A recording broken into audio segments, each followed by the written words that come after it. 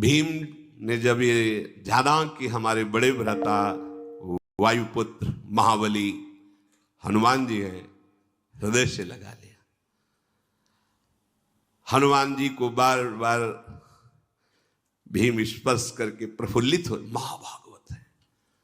हर समय हनुमान जी के रोमांच होता रहता है, अश्रु प्रवाह होता रहता है,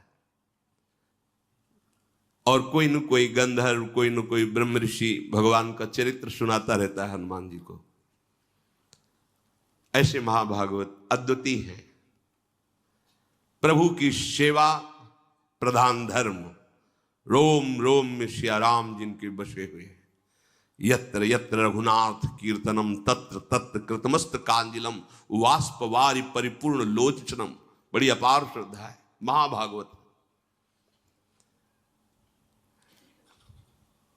जो हनुमान जी को किसी शक्ति विशेष का रूप देख करके फिर वो ये बात नहीं समझ पाता।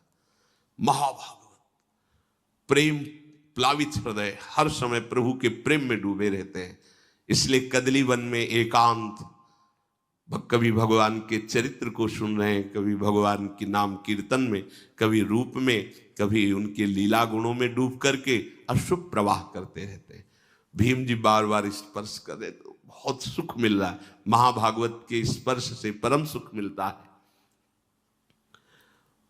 भीम जी की भी आंखों से अशुभ प्रवाह हो रहे, क्योंकि रंग चढ़ता है ना।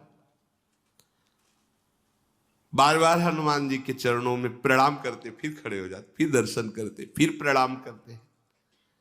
आहा, आज मेरे समान कोई बड़भागी नहीं, भीम जी कह रहे, क्योंकि आज मुझे महाभागवत ज्येष्ठ भ्राता महाबली हनुमान जी का दर्शन हुआ।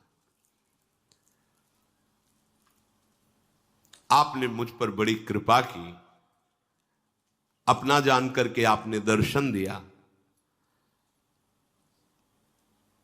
अब एक प्रिय कार्य आपसे कराना चाहता हूं। मेरे हृदय में जब मैं आपकी चर्चा सुनता तो ये लगता कि मैं अपने भ्राता का वो रूप कब देखूंगा जो लंका में प्रकाशित किया। जिस रूप में जानकी जी के सामने, जानकी जी से कह रहे थे कि आप चिंता न करो, वाल्मीकि रामायण में, ये आपका दुख देख करके कहीं मेरा क्रोध ना उमड़ पड़े। मां, विनाश कर दूंगा इस लंका का यदि क्रोध आ गया, और मैं डर रहा हूं कि कहीं भगवान की आज्ञा का उल्लंघन ना हो जाए। तो जानकी जी ने कहा, यही रखवाले इतने बड़े बड़े हैं कि बेटा आप उनसे पार नहीं पा सकते हो। उन्होंने कहा, मां यदि अपने हृदय में सुख धारण करो तो ये पुत्र आपको। जानकी जी ने, वह अति लघु रूप धरेऊ हनुमाना, पैठा नगर सुमिर भगवाना।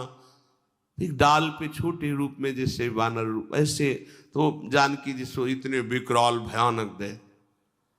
कनक भूधराकार शरीरा समर भयंकर, टांगों के नीचे लंका, वो भयानक रूप। और जब दहाड़ कर दे तो फट जाए आकाश, ऐसा अपार। कि जिनका छोटा करो ले, सब देख लेंगे, वो भयंकर रूप। मैं एक और प्रिय कार्य कराना चाहता हूं। मेरे हृदय में बहुत समय से है कि मैं अगर कभी अपने भ्राता से मिला तो मैं वो रूप देखना चाहता हूं। मकराले समुद्र को लांग करके लंका में प्रवेश करना, लंका को भस्म करना, मैं वो आपका विकराल रूप देखना चाहता हूं। मुझे बहुत सुख होगा। वैसे हमारी आप पर बड़ी श्रद्धा भी, और आप मेरे बड़े भ्राता भी हैं, तो दोनों से मैं अधिकारी होता हूं। जब श्रद्धा प्रबल हो तो गूढ़ तत्व महापुरुष जन नहीं दुरा सकते। तो मेरी श्रद्धा भी आप पर प्रबल है, और मैं आपका भ्राता भी हूं। हनुमान जी हंस। कृतयुग में कोई द्वेष नहीं करता था, भेदभाव नहीं था। किसी भी अन्न का, दूध का क्रय विक्रय नहीं होता था, बेचना खरीदना ये सब। ये तो हम अपने बाल्यावस्था में भी ऐसे कुल में पैदा होकर दूध बेचता है, अपराध सा साबित होता था। गाय का जिसे दूध आदि, ये तो व्यवहार में बंटता था। 8-10 जैसे गाय है तो आसपास के 2-4 लोग दूध ले जाना, मठा ले जाना, ये ऐसे व्यवहार में, बेचने का नाम नहीं।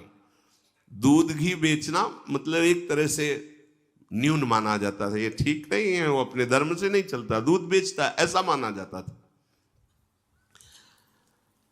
इस युग में जो कृतयुग है, इसमें कभी किसी को रोग नहीं होता था, इंद्रियों का बल क्षीण नहीं होता था, क्योंकि कोई अधर्म नहीं करता था, कोई दोषों को स्वीकार ही नहीं करता था, किसी में दोष दिखाई नहीं देते थे, कभी किसी को दुख से रोते हुए नहीं देखा गया, सब धर्मपरायण, किसी में घमंड नहीं देखा गया, किसी में धर्म विरुद्ध विकार नहीं देखा गया, कहीं कोई कलह विग्रह झगड़ा ये सब नहीं देखा गया। सब योग का आश्रय लेकर परब्रह्म परमात्मा भगवान श्री हरि के ध्यान में निमग्न रहना, सदा सबकी वृत्ति प्रभु में लगी रहती थी, सब प्रभु की सेवा में, सब सनातन धर्म के अनुयायी। अब जब त्रेता लगा तो उसमें एक चरण का धर्म का नाश हो गया, भगवान की उपासना भी त्रेतायाम यजते मखई, प्रधान यज्ञ क्रिया हो गई, पहले में ध्यान, दूसरे में यज्ञ क्रिया हो गई। यज्ञ करना, धर्म करना, सत्कर्म करना, संकल्प करना, वेदोक्त दूसरों को दान करना, ये ऊपर नहीं, ऊपर सब एक ही धर्म है, भगवत चिंतन परायण, सब स्वस्थ, कहीं किसी में कोई अधर्म नहीं। लेकिन त्रेता में ऐसा, त्रेता युग में दान, तपस्या, यज्ञ और धर्मयुक्त आचरण पर क्रियापरायण। जब द्वापर लगा तो दो धर्म के चरण क्षीण हो गए, इसमें पूजा प्रधान हुए। ऋक, यजु, साम, अथर्व वेद को 4 भागों में बांटा गया।